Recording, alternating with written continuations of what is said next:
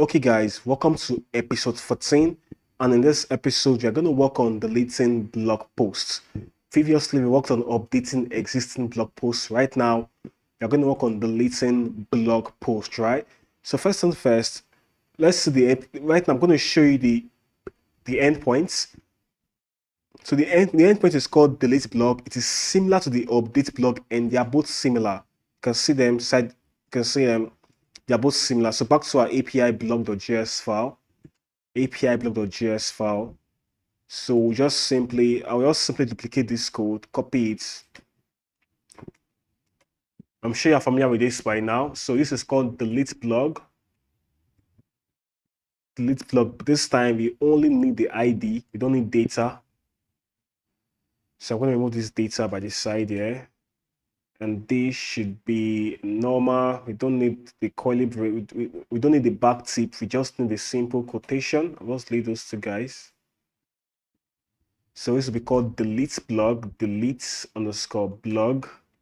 Yeah, we've got the ID there. So we have delete blog, the ID. Oh, sorry, I made a mistake. The previous way was the correct way. Yeah, this should be delete blog, delete underscore blog. So yes. So this is a post request. We check from the back end. This blog over to our views.py. Where is the lead blog? Here is the lead blog, right? And it supports a post request. You can see it up here.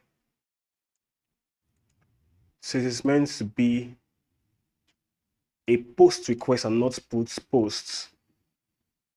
So here's our response. And this should be failed to delete blog, not updates. So right now we've got our delete blog. Perfect, right? So what do we want to do? So back to our detail page. So we're going to have the function on our detail page. And on top here, I'm going to create a new mutation. And I'll call this, I'll just say const delete mutation. So we should be under the console. Const delete mutation should be equal to use mutation. And the query and the mutation function is, we're expecting the ID, and it says delete blog. And we'll pass in the ID. And then on success, I'm sure you're familiar to this by now. We're going to simply return a toast message that says toast.success. Now say your post has been deleted. You're going to say your post has been deleted successfully.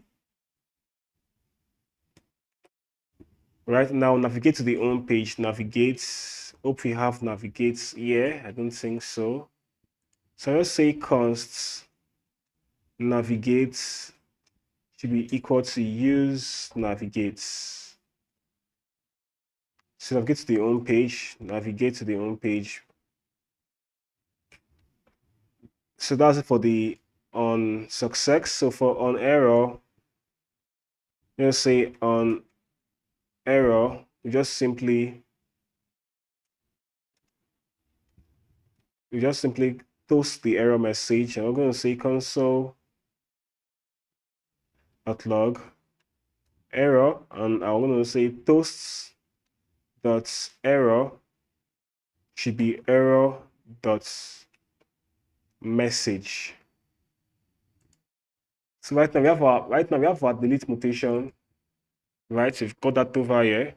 So when do we call this function? So whenever user wants, so right now I want to have a pop-up, just a simple confirm pop-up that shows here from Windows. So over here, I'll just come over here and say, sorry, this works for majorly Windows computers, I think. I'm not sure. So just here, I'll just simply write, I'm going to say function undo deletes, undo delete posts, or let's say delete blog. And then let me just say const pop-up should be equal. I'm going to say window.confirm. Let me just say, are you sure you want to delete this this post?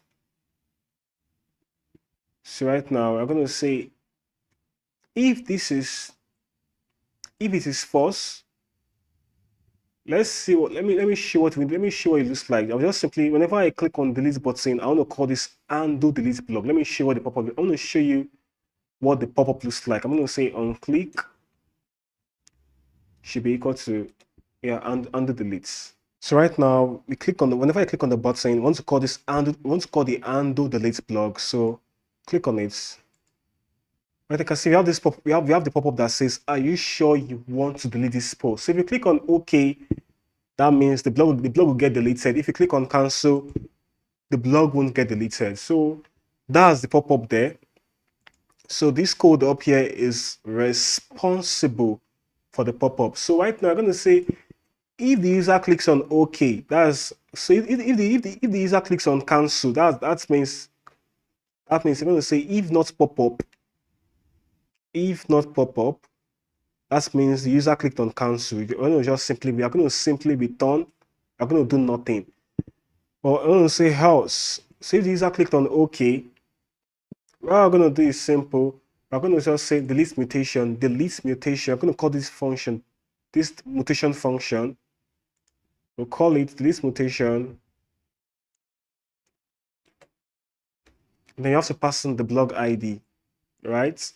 We can simply say blog.id.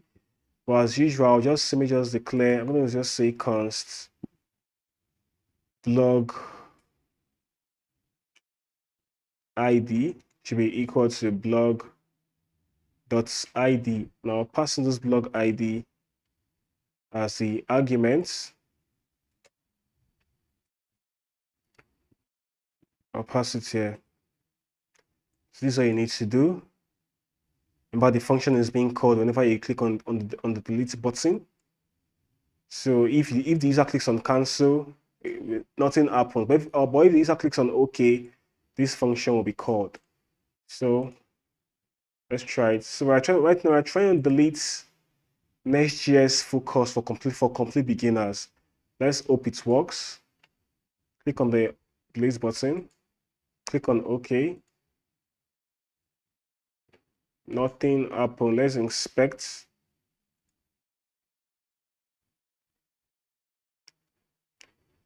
Okay, says delete mutation is not a function.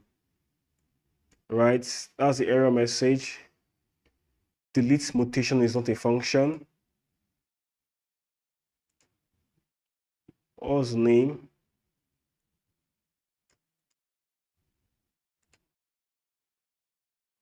Oh, it's delete mutation dot mutate. Dot mutate, sorry. I guess we are not, it seems we are no longer logged in because I'm seeing some error. Let's refresh the page.